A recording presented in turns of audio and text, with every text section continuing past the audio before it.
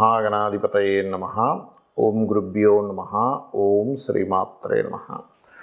పరమేశ్వర స్వరూపమైనటువంటి జ్యోతిష, వాస్తు మరియు ఇతర అనేకమైనటువంటి శాస్త్రములను మనకు అందించినటువంటి మహర్షులకి నమస్కారం. హయగ్రీవ హయగ్రీవ హయగ్రీవేతి యో వదేత్ తస్య నిస్సరతే వాణి జహ్నుకన్యా ప్రవాహవత్. అరుణాం కరుణాతరంగితాక్షీం ధృతపాశాంకుశపుష్పబాణచాపాం అనిమాదిభిరావృతాం మయూకైః అహమిత్యేవ విభావయే భవానీం. శ్రీమాత్రే నమః. ప్రేక్షకులకి ఆ లలితాంబిక అమ్మవారి అనుగ్రహం పరిపూర్ణంగా కలగాలని మనస్ఫూర్తిగా కోరుకుంటూ మనం ఈరోజు మనకి నవరాత్రులు ప్రారంభం అవబోతున్నాయి. అదేవిధంగా జనవరి మాసం నుంచి డిసెంబర్ వరకు సహజంగా మనం చెప్పుకునేది ఉగాదితోనే చెప్పుకుంటాం ఇప్పుడు కూడా. కానీ చాలామంది ప్రేక్షకులు ఏంటంటే, సార్ జనవరి టు డిసెంబర్ కూడా చెప్పండి, మాకు ఒక ఇయర్ స్టార్టింగ్ అలవాటు అయిపోయింది కదా జనవరి నుంచి. కాబట్టి ఈ జనవరి నుంచి డిసెంబర్ లోపల ఏదైనా గ్రహాలు మార్పులు ఉంటాయి కదా, ఆ మార్పుల పరంగా మేము ప్లానింగ్ చేసుకోవడానికి కూడా ఉంటుంది. దసరాకి మనకి ఉగాదికి ఎలాగో చెప్తారు మీరు 3-4 నెలల తర్వాత మళ్ళీ. కాకపోతే ఇప్పుడు ఒకసారి చెప్పండి, చాలామంది వాట్సాప్లో పెట్టడం వల్ల చేస్తున్నటువంటి కార్యక్రమం ఇది. అయితే ఈ యొక్క జనవరి నుంచి డిసెంబర్ వరకు అసలు గ్రహాలు, మేజర్ ప్లానెట్స్ అసలు ఏం మారుతున్నాయి, ఏవి వక్రగతిలోకి వెళ్తున్నాయి అనేటువంటి దాని సంబంధంగా ఎటువంటి జాగ్రత్తలు తీసుకోవాలి, ఎటువంటివి అవకాశాలు అందిపుంచుకోవాలి, ఏ దేవత ఆరాధన చేసుకోవాలి. అందులో ముఖ్యంగా మనకి నవరాత్రులు ఉన్నాయి కాబట్టి ఈ నవరాత్రుల నుంచి వచ్చే సంవత్సరం వరకు కూడా ఈ నవరాత్రుల్లో ఏ దేవతని రెగ్యులర్గా పూజిస్తే మీరు ఇన్ని రోజుల నుంచి పడుతున్నటువంటి ఇబ్బందుల నుంచి ఎలా బయటపడగలుగుతారు, ఏ రాశి ఏ లగ్నం వారు, లగ్నం తెలిసే లగ్నము, రాశి తెలిసేవారు రాశి వారు, ఎవరిని ప్రార్థిస్తే ఎవరిని పూజిస్తే మీరు పడుతున్నటువంటి ఇబ్బంది నుంచి బయటపడతారు. ఎందుకంటే ఉపాసన అంటూ ఉంటారు. అంటే ఉపాసన ఏం చేస్తుందంటే పంచమ స్థానాన్ని యాక్టివేట్ చేస్తుంది. పంచమం యాక్టివేషన్ అయితే మనకేమవుతుంది, షష్టమ స్థానం తగ్గుతుంది. షష్టమం అంటే రుణ రోగ శత్రువులు, ఇవే కదండి మనం బాధపడేది. కాబట్టి ఏ లగ్నం వారు, లగ్నం తెలిస్తే లగ్నము, రాశి తెలిస్తే రాశి వారు ఈ నవరాత్రుల్లో ఏ దేవతని ఎక్కువగా ఉపాసించాలి. నవరాత్రులు ఉపాసిస్తాం ఒక్కొక్క దేవతని, కానీ ఎక్కువగా ఏ దేవత ఆరాధన చేస్తే, ఎందుకంటే అమ్మవారి యొక్క అనుగ్రహం ఈ నవరాత్రుల్లో ఎక్కువగా ఉంటుందని దేవి భాగవతంలో చెప్పబడింది. కాబట్టి ఎవరు దేని చేసుకోవాలి అనేటువంటి విషయాలు చెప్తుంది నేనైనప్పటికీ కూడా చెప్పిస్తుంది సాక్షాత్ లలిత అమ్మవారిగా భావిస్తూ ఒక్కొక్క లగ్నము ఒక్కొక్క రాశి గురించి తెలుసుకుందాం. తులాలగ్నము తులారాశి వారికి కనుక చూసుకున్నట్లయితే మీకు ఈ సంవత్సరం మారేటువంటి గ్రహాల్లో మనకి నవంబర్ నుంచే ఆల్రెడీ మనకి 2023 నవంబర్ నుంచే మనకి కేతువు, రాహుకేతువులు మారిపోతున్నారు. మీకు 12వ స్థానంలో కేతువు, 6లోకి రాహు, 6లో రాహు అద్భుతమైన ఫలితాలు ఇస్తాడు. అదేవిధంగా సప్తమంలో ఉన్నటువంటి గురువు 2వ తేదీ 5వ నెల 2024 నుంచి అష్టమంలోకి మారిపోతున్నాడు. అష్టమంలో మారిపోతున్నాడని భయపడాల్సిన పనేం లేదు, దానికి ఒక మంచి రిజల్ట్ ఉంది చెప్తాను. గుడ్ బ్యాడ్, పాప ఫలితము శుభ ఫలితం రెండూ ఇస్తుంటాయి, గుర్తుపెట్టుకోండి. అలాగే పంచమంలో ఉన్నటువంటి శని 30వ తేదీ 6వ నెల నుంచి అర్ధాష్టమ శని వైపు మళ్ళీ తన ప్రయాణం ఉంది. దీనికి ఏం చేసుకోవాలో కూడా చెప్తాను. మొట్టమొదటిగా మనం గురువుని తీసుకుందాం. మీరు ఏదైనా వివాహ సంబంధించినటువంటి విషయాలు, మీరు పర్టికులర్గా గురువు అక్కడ సంచరిస్తున్నాడు కాబట్టి 2వ తేదీ మే లోపలే డిసైడ్ చేసుకోండి. మరి 2వ తేదీ మే నుంచి మారిపోతున్నాడు కదండి, అప్పుడు ఏమిటి ఫలితము? అక్కడి నుంచి 10/10/2024 వరకు కూడా మీకు ఫైనాన్షియల్ గ్రోత్ ఇస్తాడు. అక్కడ గుర్తుపెట్టుకోండి. ధనపరంగా అష్టమంలో గురువు ఉన్నాడేం భయపడకండి. అష్టమంలో గురువు ధనయోగాన్ని ఇస్తాడు, ఎందుకంటే ధనస్థానాన్ని చూస్తాడు. ఆయన ఎక్కడ వీక్షణ ఉంటే అక్కడ వస్తుంది. చాలామంది తెలియక అజ్ఞానంలో అష్టమంలో గురువు అండి, గురుబలం లేదండి. దేనికి గురుబలం లేదు? వాహనాల మీద వెళ్ళేటప్పుడు జాగ్రత్తగా ఉండాలి. యాన్స్టర్స్ ప్రాపర్టీ రిలేటెడ్ సంబంధించిన విషయంలో జాగ్రత్త పడాలి అష్టమంలో గురువు ఉన్నప్పుడు. తాతగారు ఆస్తికి సంబంధించిన విషయంలో తొందరపాటు నిర్ణయం ఏమైనా తీసుకుంటామేమో, వీటి గురించి గుర్తుపెట్టుకోండి. ఎందుకంటే 12వ స్థానంలో కేతు సంచారం జరుగుతుంది మీకు. 12 అంటే ఏమిటి? తండ్రి గారి ఆస్తి. సహజంగానే భూతత్వ రాశి అది 12వ స్థానం, ఏదైతే కన్యా రాశి ఉందో. భూములకు సంబంధించిన విషయంలో తొందరపడి వదిలేస్తాం ఒక్కోసారి. అది ఒక 3 కోట్లు చేస్తుంది. ఎవరో ఏదో పుకారు లేపారు, ఏమండి ఇక్కడ ఏదో రోడ్డు వచ్చేస్తుంది, గబగబా ₹1 కోటి వచ్చినా పర్లేదని తీసుకుని తీరా తర్వాత అయ్యో రాంగ్ డెసిషన్ తీసుకున్నామే అనిపిస్తుంది. కాబట్టి కంప్లీట్ ఇన్ఫర్మేషన్తోనే భూ సంబంధించిన విషయంలో వదిలేసేటువంటి విషయాలు జాగ్రత్తలు తీసుకోండి. అలాగే 6లో రాహువు శత్రువుపై జయం, కోర్టు కేసు సంబంధించిన విషయాలు జయాన్ని, పరాక్రమాన్ని, యుద్ధంలో గెలిచేటువంటి విషయాల్ని, అంటే ఏమిటి యుద్ధంలో ఇప్పుడెక్కడ యుద్ధం ఉందండి అంటే మనకి యుద్ధం రాబోతుందిగా, థర్డ్ వరల్డ్ వార్ లాంటిది, చిన్నదైనా పెద్దదైనా సరే అటువంటి ఫలితాలు ఇవ్వడం జరుగుతుంది. మరి శని పంచమంలో ఉండేటువంటి శని 30వ తేదీ 6వ నెల 2024 నుంచి మనకి మారుతున్నాడు. దీనివల్ల ఏమిటి అంటే 30వ తేదీ 6వ నెల నుంచి కొంచెం మీరు విద్య, కన్స్ట్రక్షన్, ఏదైనా భూమి, గృహము లాంటివి కొనుగోలు చేయడము, ఇటువంటి అంశాలలో కాస్త జాగ్రత్త వహించండి. ఇది గుర్తుపెట్టుకోండి.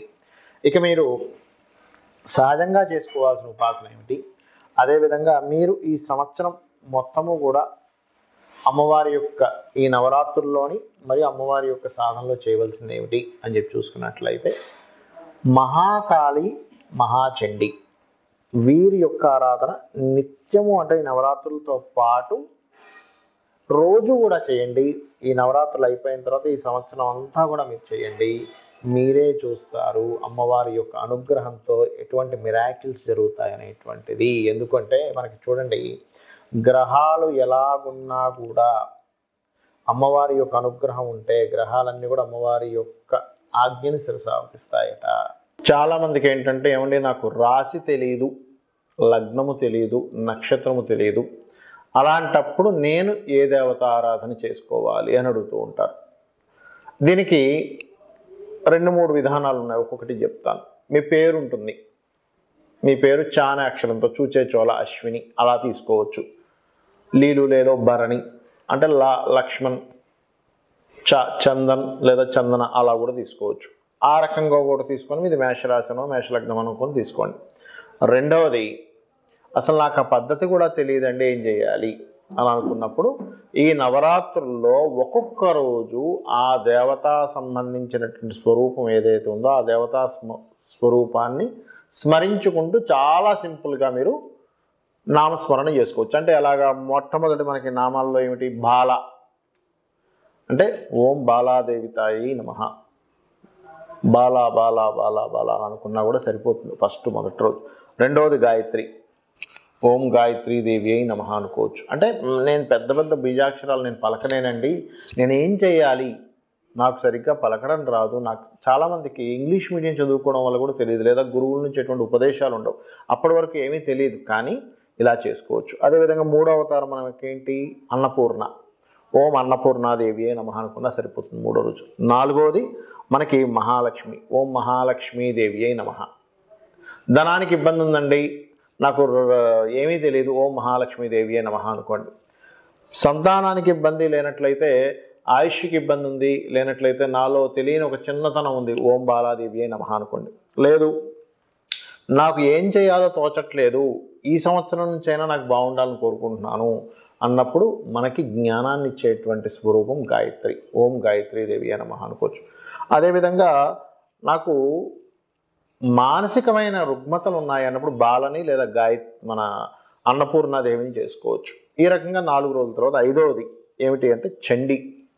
చాలామంది చూడండి, నాకు ఏలినాటి శని ఉందంటున్నారండి, లేదా శని మహర్దశ నడుస్తుంది అంటున్నారు, శని సంబంధించిన దోషాలు పోవాలనుకుంటున్నాను, ఏం చేయాలి అంటూ ఉంటారు.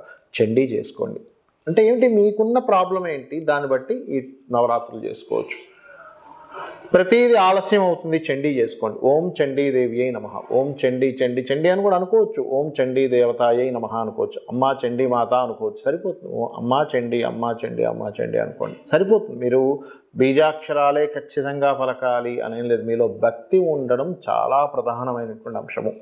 అదేవిధంగా కొంతమందికి ఎడ్యుకేషన్ రిలేటెడ్ సంబంధించినటువంటి విషయాల్లో ముందుకు వెళ్ళలేకపోతుంటారు, లేదా కొంతమందికి సరస్వతీదేవి యొక్క అనుగ్రహం కావాలి, వాళ్ళ పిల్లలకి సరిగ్గా విద్యా సంబంధించినటువంటి విషయాల్లో ఇబ్బంది పడుతూ ఉంటారు.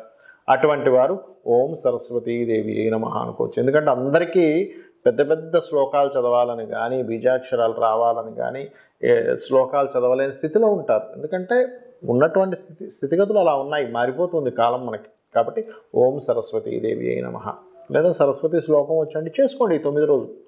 లేదా కొంతమంది ఎడ్యుకేషన్ ఇన్స్టిట్యూషన్స్ నడుపుతూ ఉంటారు, వాళ్ళు ఇబ్బందుల్లో ఉంటారు, అయ్యో మంది నడవట్లేదు. సరస్వతీదేవి అనుగ్రహం ఉంటే ఆటోమేటిక్గా అక్కడ ఎడ్యుకేషన్ ఇన్స్టిట్యూషన్స్ నడుస్తాయి, చిన్న చిన్న ట్యూషన్స్ చెప్పే వాళ్ళది నడుస్తుంది.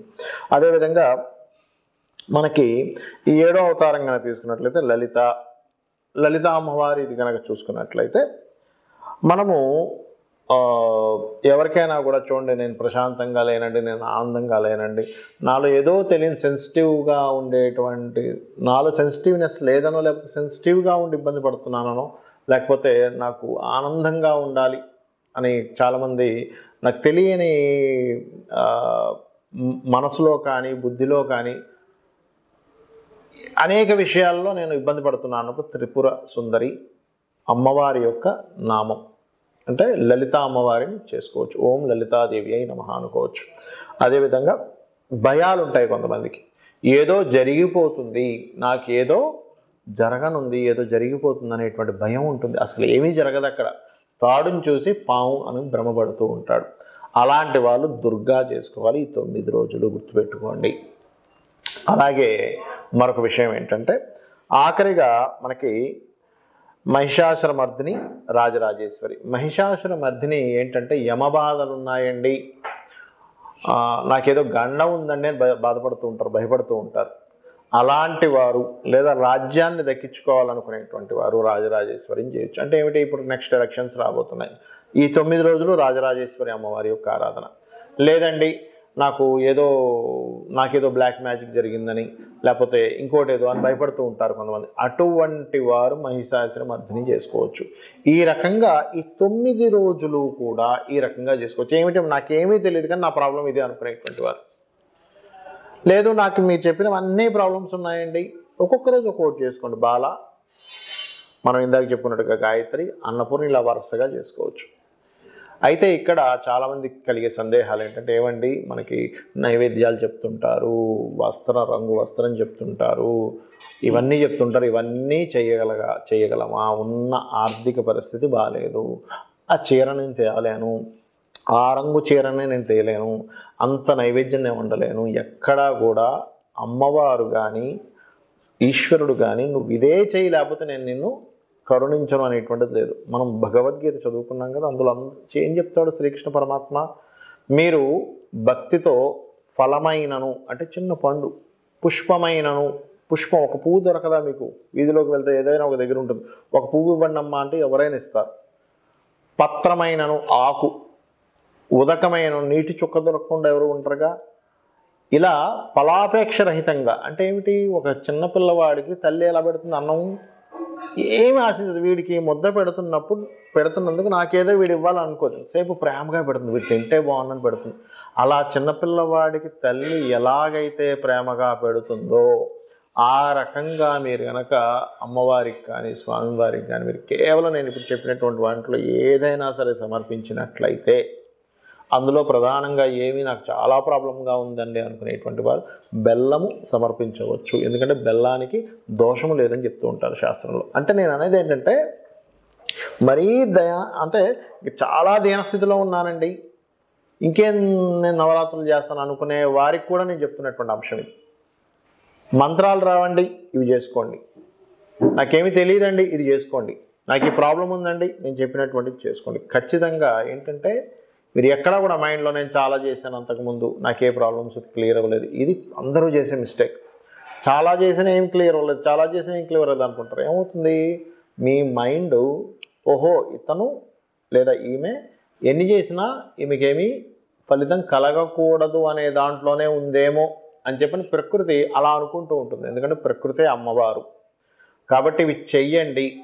ఇవి చేస్తూ ఇప్పుడు మనం చెప్పినటువంటివి ఏవైతే ఫలితాలు చెప్పాము, ఈ సంవత్సర ఫలితాలు, ఈ సంవత్సర ఫలితాల్లో ఫలానా గ్రహం అని చెప్పాను కదా, ఆ గ్రహం దగ్గరికి వెళ్ళి జస్ట్ అక్కడికి వెళ్ళి ఒక ప్రదక్షిణం చేయండి, సరిపోతుంది. మీరేమీ లక్షలు కోట్లు వేలు ఖర్చు పెట్టాల్సిన అవసరం లేదు. గ్రహాలు కానివ్వండి, అమ్మవారు కానివ్వండి, భగవత్ స్వరూపం కానివ్వండి, అవి ఎప్పుడు ఎంతసేపు ఏంటంటే మీరు భక్తిగా ఏం చేస్తున్నారు అనే దాన్ని బట్టి మనం ఎనర్జీని తీసుకుంటున్నాం. అక్కడ వాళ్ళకేం తక్కువ కాదు. కాబట్టి భక్తిగా చేయండి. ఈ నవరాత్రుల్లో ఈ 9 రోజులు మీరు చేసేటువంటి సాధన ఎంత గొప్పదంటే, మనకి అమ్మవారి స్వయంగా చెప్పింది, ఎవరైతే నా యొక్క భక్తుడుగా అవుతాడో అతని యొక్క తల రాతని తిరిగి రాయమని బ్రహ్మకి చెప్పింది. దేవి భాగవతంలో ఉంటుంది, కావాలని చదువుకోండి. అంటే ఏమిటి, మనం ఏదో ఇబ్బందుల్లో ఉన్నాము, నా రాత ఇంతే అని చెప్పి భయపడాల్సిన పని లేదు. అమ్మవారి అనుగ్రహంతో మీరు ఇప్పుడున్నటువంటి బాధల నుంచి బయటపడి గొప్ప యోగాన్ని పొందవచ్చు. శ్రీమాత్రే నమః.